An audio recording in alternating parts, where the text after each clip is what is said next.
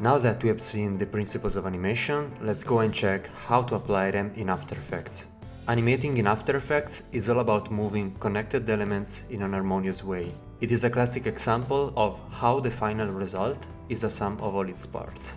This means that even the most complex animations can be divided and broken into smaller actions.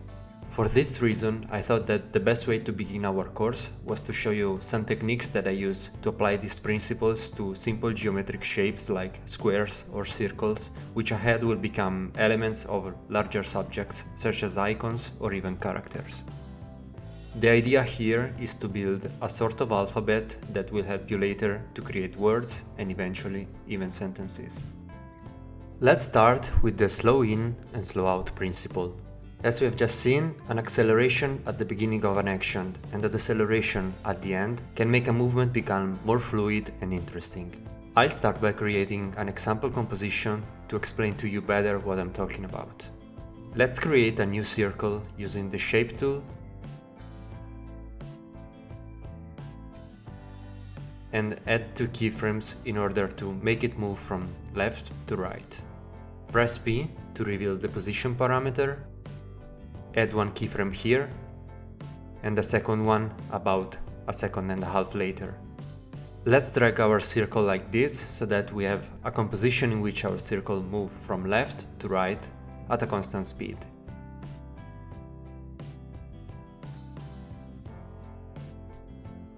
In order to create the slow in and slow out effect that we are looking for, we have to work on the speed of the movement of our circle.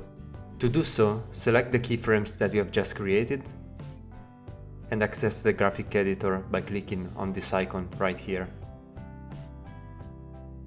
Since this is a medium to advanced motion design course, I imagine many of you already know how this graphic works. But let's do a quick recap anyway.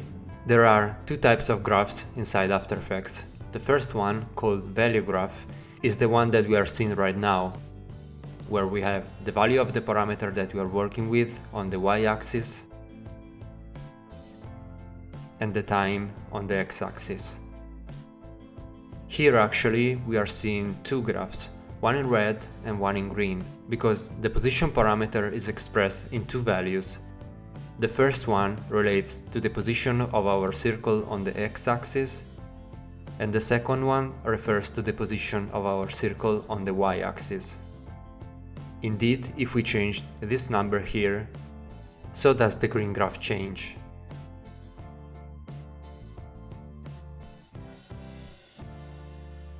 The second kind of graph we have is the so-called speed graph, which we can access by clicking on this browser-shaped icon and then on Edit Speed Graph.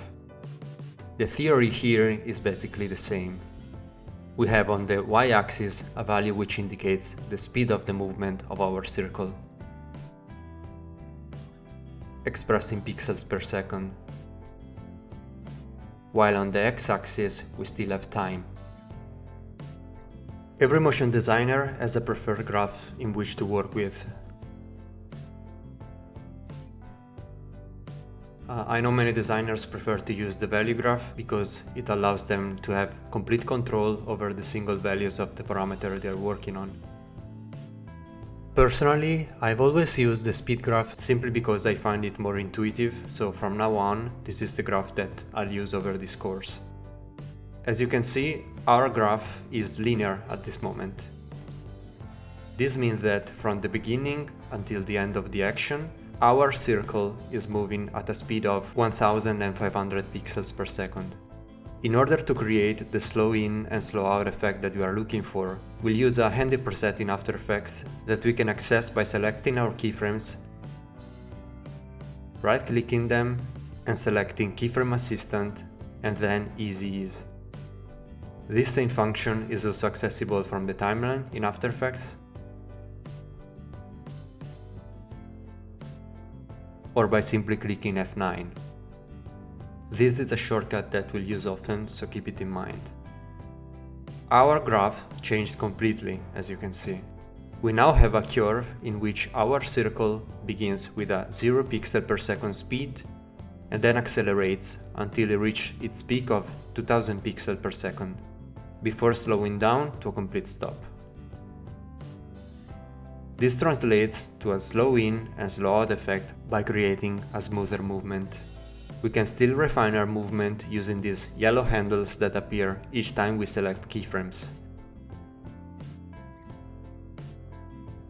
By moving them, I'm changing a value called influence, which allows me to control the acceleration and deceleration in a way that our circle will take longer to accelerate, but will move much faster when it reaches maximum speed.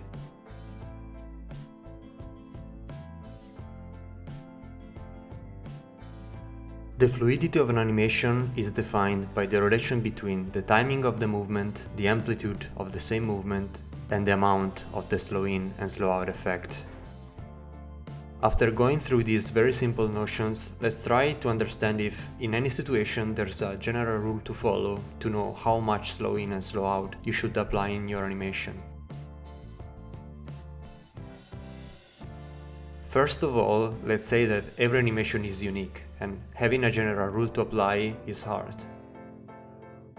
However, we can say that when we are working with animations that only take a few frames, and the starting point is very close to the point of arrival, the After Effects preset that we used before, which applies a 30% influence on our movement, is more than enough to give it more fluidity.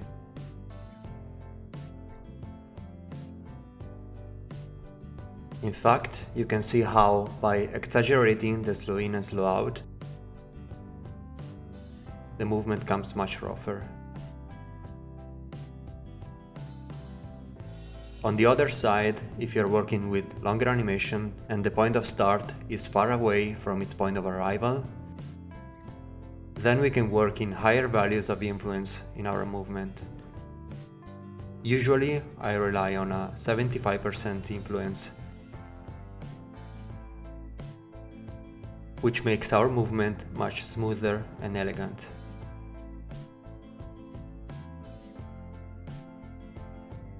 There are a lot of scripts that allow you to manage this process in a faster way without going back and forth on the graph editor. Personally, I use Dojo Ease by Dojo Creative. It's a very old script, but I've been using it forever and I'm used to it. It basically allows you to type your own values of influence and apply them to any keyframes with a simple click. The same function is also accessible in Motion Tools by Motion Design School. The second principle that we'll examine is anticipation, which, as the slow in and slow out effect, is very simple to create, but at the same time will add much more personality to your animations. Let's create again an example composition.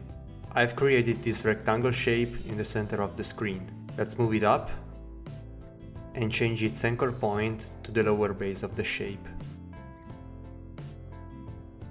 After, click R to reveal the rotation parameter and add two keyframes, one at the beginning of the composition and the other about 1 second forward, completing a full rotation. We'll also slow in and slow out the movement by using the script I've shown you before.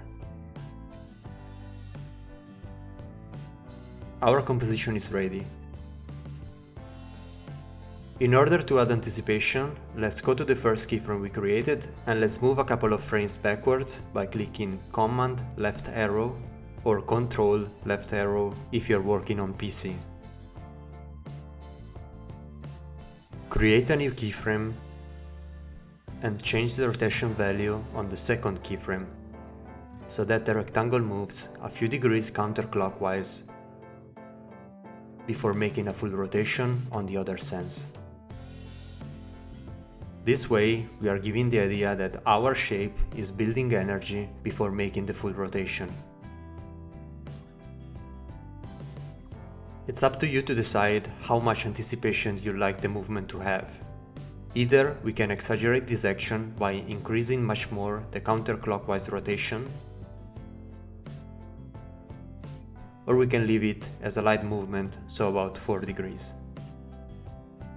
As you can see, the movement itself is not very perceptible, but further down this course you'll understand that this kind of details added to each other truly make the difference between a good animation and a great one.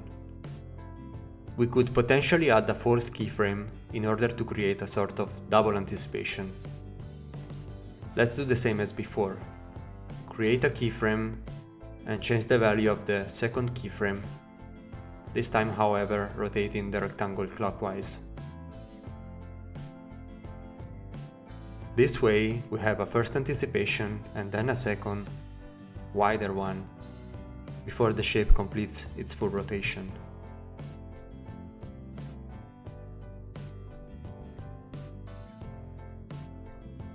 The same principle can be applied to any parameter, so let's have a look on how to apply it to scale and position.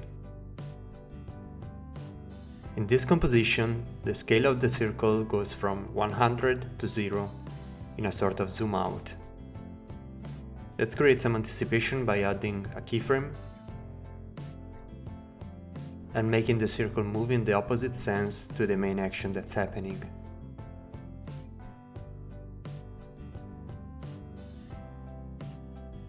Same this goes for position. In this case, we have a circle that's moving from left to right. Let's add a keyframe and make it move in the opposite sense of the main action.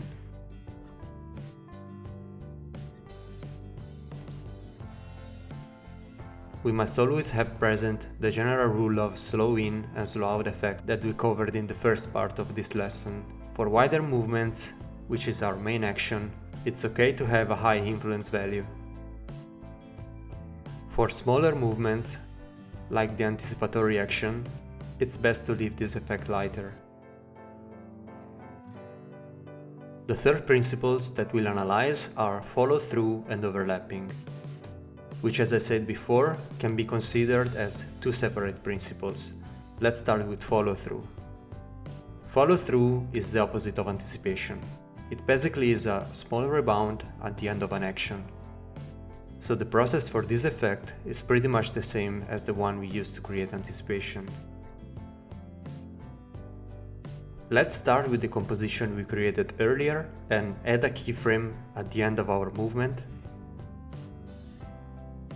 Change the rotation value of the second keyframe so it finishes the main action a few degrees ahead than the final position.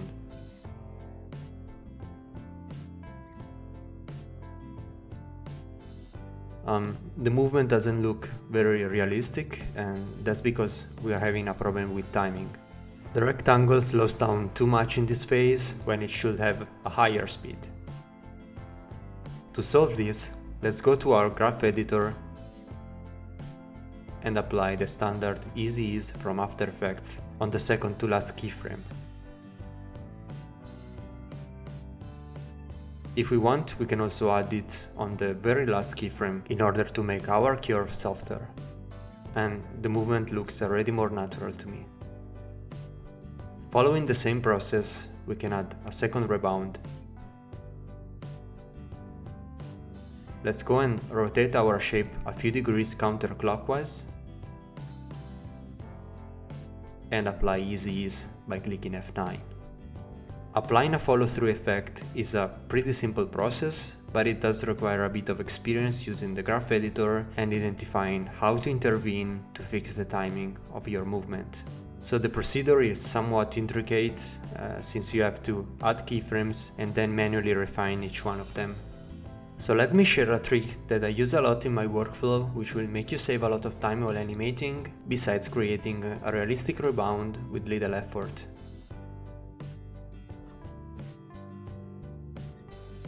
Let's go back to our composition. When I know that I'll be needing a follow-through effect on a parameter, I apply this rebound expression.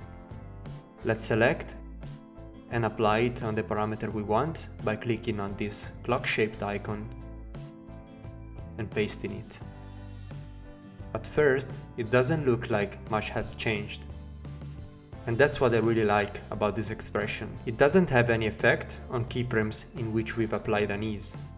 To activate the follow-through, You just have to remove the ease from the last keyframe, changing it back to linear. To do so, select it and command click it, or control click it if you're working from a PC. Let's fix the timing, moving this last keyframe where our shape was moving at maximum speed. And this is the final result. With little effort, we created a perfectly credible rebound with a very organic feel to it that otherwise would have taken much longer to make if done manually.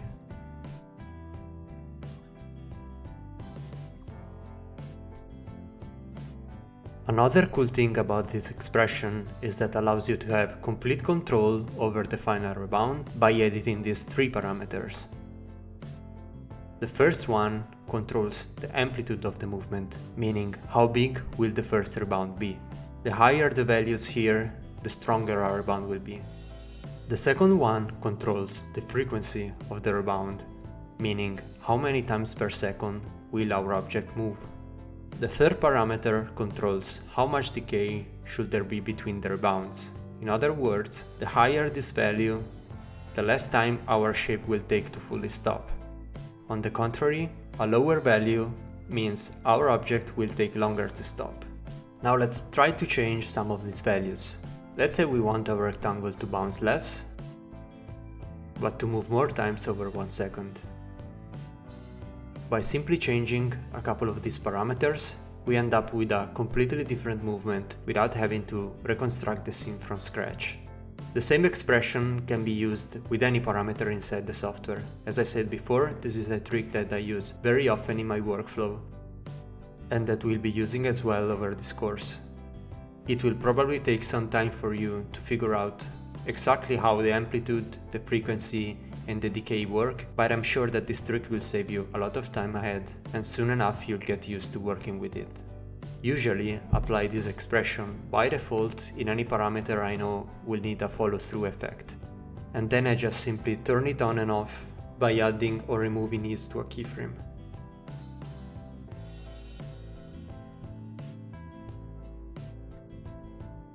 To apply expressions, there are also many scripts that can help you speed up the process. Personally, I use Kbar, which allows you to automate any type of function inside After Effects. I created a preset to apply this rebound expression, so when you will see me click on this icon, you know it's because I'm applying our follow-through expression. In alternative, you can use Motion Tools, which allows you to apply a similar expression by selecting your keyframes and clicking on Elastic. This expression is slightly different. The amplitude, frequency, and decay parameters are still there, but they react somewhat differently to the expression I used before. Maybe it will be easier to follow my lesson during this course using the expression I showed you in the first place, but I'll leave it up to you to decide which one you prefer using. Let's talk about overlapping now. As we have seen in the first part of this lesson, it's fundamental to have a small delay between the movements of different objects or different parts of the same object. Contrary to follow-through, there isn't a rule or a trick that can be applied in every situation, so let's try to identify different scenarios in which we might use this principle. The first example is the simplest one. In this case, we have 3 autonomous circles that are not connected to each other, but still make the same movement.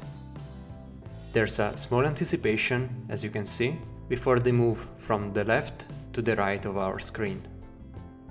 In order to create a small delay in this scene, it's enough to just drag our layers and create an offset of a couple of frames between the movements of the 3 circles. The small intervention is enough to create this wave effect between the layers. We can finish up our composition by adding a bit of follow-through, so I'm adding my rebound expression before converting the final keyframes to linear and adjusting the timing. And this is the result. In the second scenario, we have 2 circles in which the smaller one is connected to the main circle. A head, this could potentially be the face and the nose of a character. I already made a movement going downwards and added a follow-through effect. In this situation, where our layers are connected to each other, the process we have to follow to get that sort of waving effect we had in the previous example is a little counterintuitive. The secondary layer must always move in the opposite direction of the main layer. Let me explain better. As the main circle is moving up in order to anticipate the movement, we will change the position of the secondary circle so that it moves down. This way it will stay still in its starting position for a few frames before going up with the other circle to which it's connected. This way we are simulating a delay between the two elements. The same can be done after. While the main circle is moving downwards, we can move the secondary circle in the opposite direction, shifting it to go up. We can bring it back down again to its final position by copying and pasting the first keyframe a few frames after the end of the main circle's movement, creating a small delay. Here we have again the overlapping effect that we are searching for. Don't forget you can always finish off a scene by adding a bit of follow-through.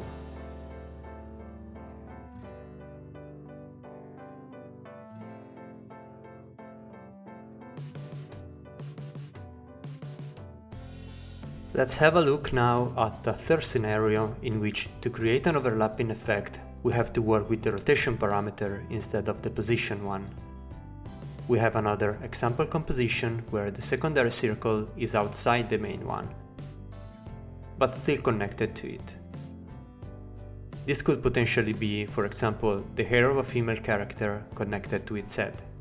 Now, to create an overlapping, the first thing we can do is to move the anchor point of the secondary circle from its center to this part here, giving the idea that this is the spot where both circles are connected. After that, we follow the same process that we have seen in the previous example, but instead by working the rotation parameter and not the position one. So let's set a keyframe at the beginning of the timeline. While the main circle goes up, we'll change the rotation of the secondary circle to move in the opposite way, which is down.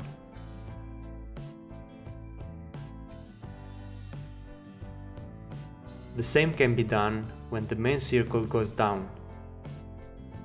We can change the rotation on the secondary circle so it moves upwards before it goes back to its original position a few frames after the end of the main movement. We simply copy and paste the first keyframe. To finish it off, I'm adding a follow-through effect.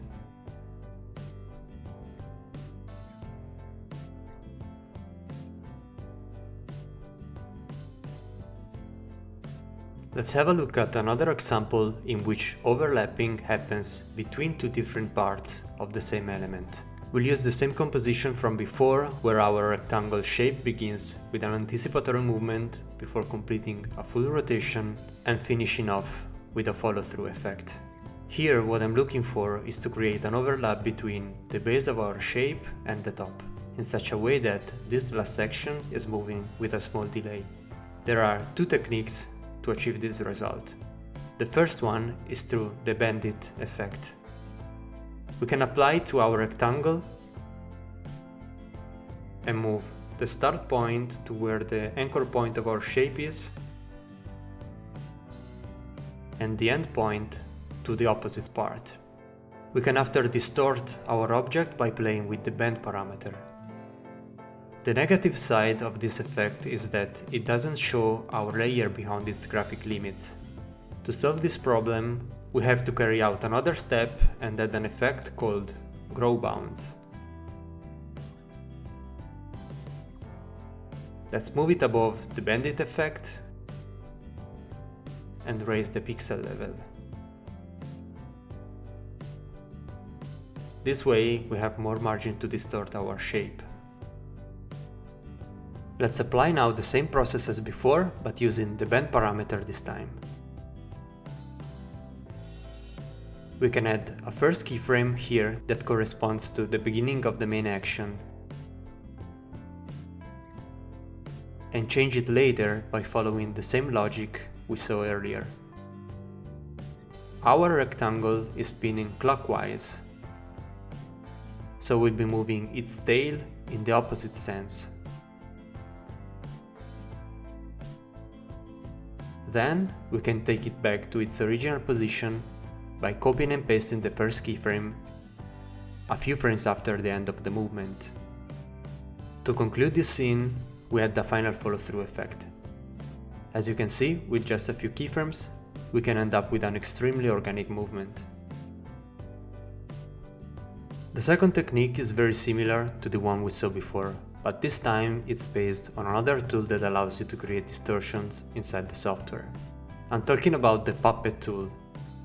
So let's create 3 pins on our shape, one corresponding to the anchor point, one at the center, and the last one at the end. These pins allows you to distort the rectangle, while the software automatically creates keyframes that enable you to control their positions. I'll be deleting the first 2, since for now we'll be working only on the third pin we have created. The method we'll follow here is the same as before, so let's move the first keyframe according to the beginning of the main action, and create a second one that allows us to curve the end of our shape counterclockwise. And then we add the last keyframe that will bring back our rectangle to its original shape by copying and pasting the first keyframe here. We can finish it up by adding a follow-through effect as usual.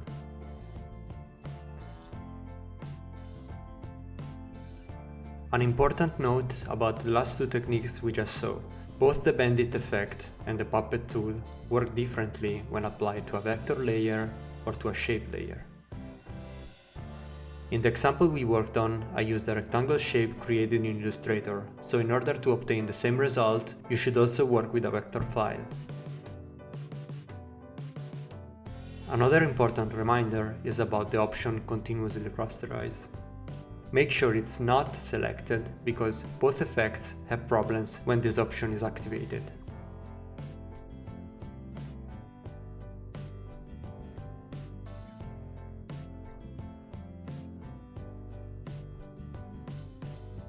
The 2 methods I just showed you have pros and cons. The Bandit effect creates a very regular distortion, but its use requires 2 steps. On the other hand, the Puppet tool creates an irregular distortion, but its setup is much faster. In any case, I found that both methods are very good to simulate soft bodies like hair or clothing. In general, they give a very organic feeling to the animation. We'll see further ahead in the course how we can use them and take other advantages from them. The last principle we are going to examine is squash and stretch. As I've said before, this effect is nothing more than a compression and an expansion of a certain shape in order to make a more realistic animation. Also in this case, I have different methods to use depending on the scene I have to animate. Let's have a look at all the options we have. They are all very simple techniques. The first one I'm showing you works with the scale parameter. We have our usual composition with a circle that anticipates its movement before going from left to right on our screen. Let's create a squash and stretch effect through the scale parameter. Select the layer, click S to reveal the scale, and add a keyframe. After, click U in order to reveal all of the parameters where we have keyframes.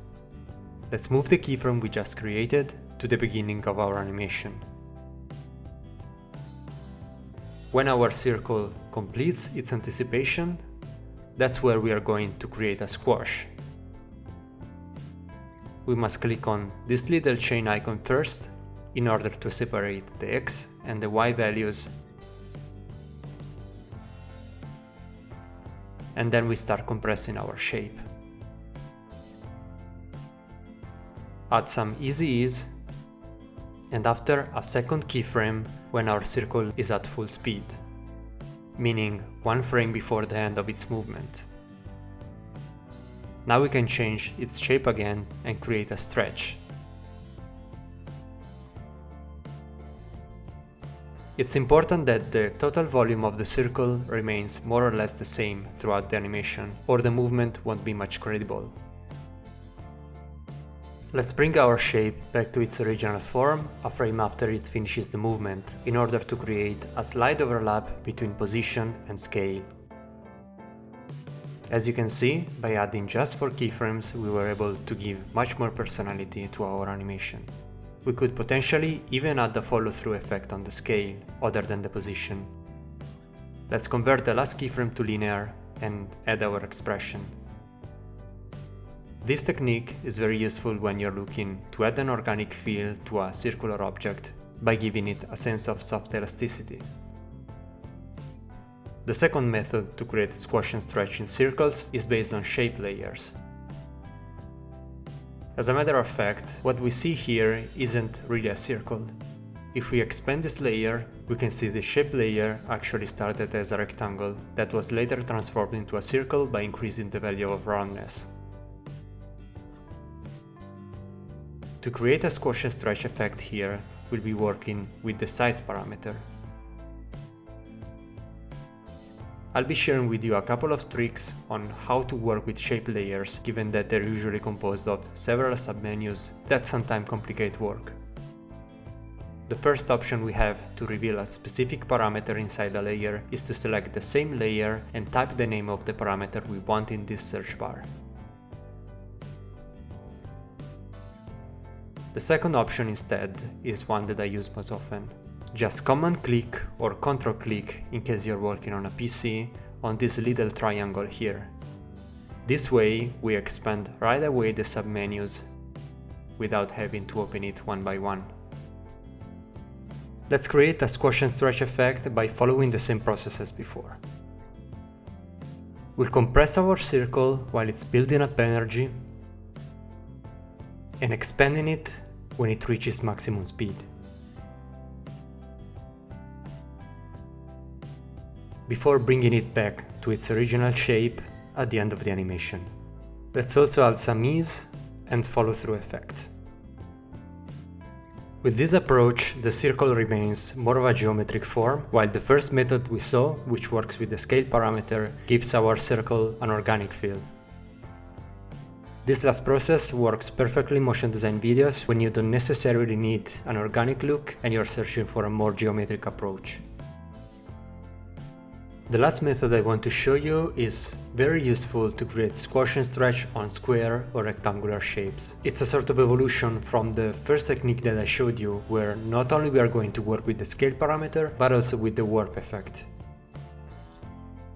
The warp effect is very effective in creating distortion in a precise way. You can achieve the same result by modifying the path of the shape layer itself, but that would require much more time. I usually apply the warp effect to a vector layer and select bulge on the warp style. I also change the warp axis depending on the type of animation I want to create. And then I use the bend parameter to distort our shape. This creates a curve on the side of our rectangle, which gives it a sense of compression and expansion. As usual, let's create an example composition so we can understand how this technique works. Here we have a square at the center of our screen. My idea for this animation is to make the square jump up and then land to its original position, using scale and warp effect to create a bit of squash and stretch and making this movement more dynamic. The first step is to move the anchor point to the lower part of the square. After this, we are going to make our main action, so we start by adding a keyframe in position. We move our square up and then back to its starting point.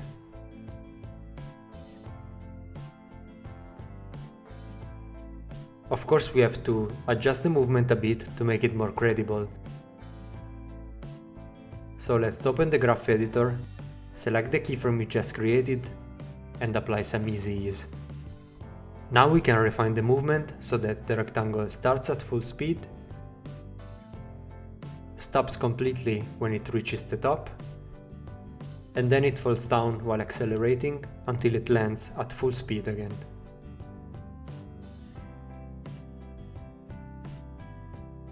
Now we can add some keyframes to the scale parameter too to work on the squash and stretch. Actually, we can also use the scale to create a sort of anticipatory movement before the jump. Let's add 2 keyframes and compress our square. This way we have some anticipation before the jump. And then we'll make our square go back to its original shape 1 frame after.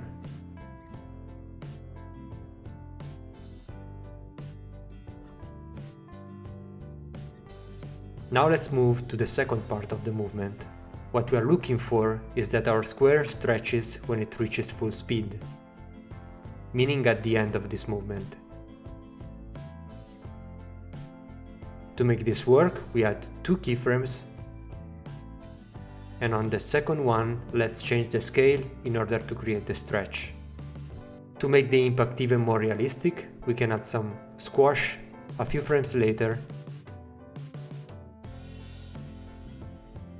and then bring it back to its original form. The reason why this movement doesn't look realistic in this part is because the scale must follow the same acceleration curve as the position.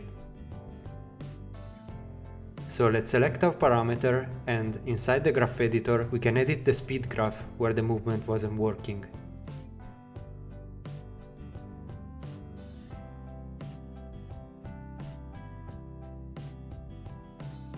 We can conclude our movement by adding a follow-through effect.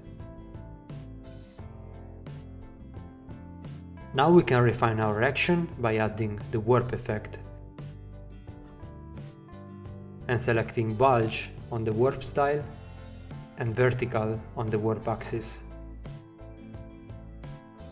Now let's change the bend parameter in such a way that creates a squash and stretch where we already created before through the scale parameter. So we start off with 0 and increase the value where we have a squash, then bring it back to 0 here. After we stretch it in the final part of our movement, and again we create a squash before putting it in its original shape.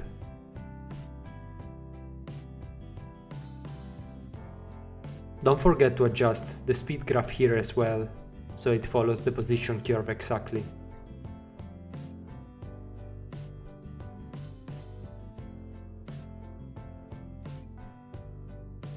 Finally, let's add a follow-through effect. We can also create a tiny overlap in the keyframes between the scale and the bend parameters. We can select them and drag them just a couple of frames. Maybe the anticipation and follow-through result a bit fast, but we can go back and slow down for about 1 frame.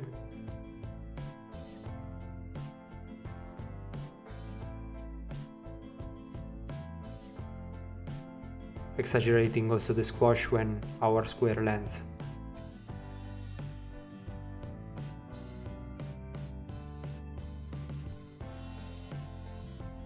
One last consideration regarding the warp effect: just like the puppet tool and the bandit effect, it reacts very differently when applied to a vector file or a shape layer. So in order to get the same result as you see here, make sure you're working with vector files created in Illustrator. The same considerations we made before are also valid regarding the continuously rasterize option.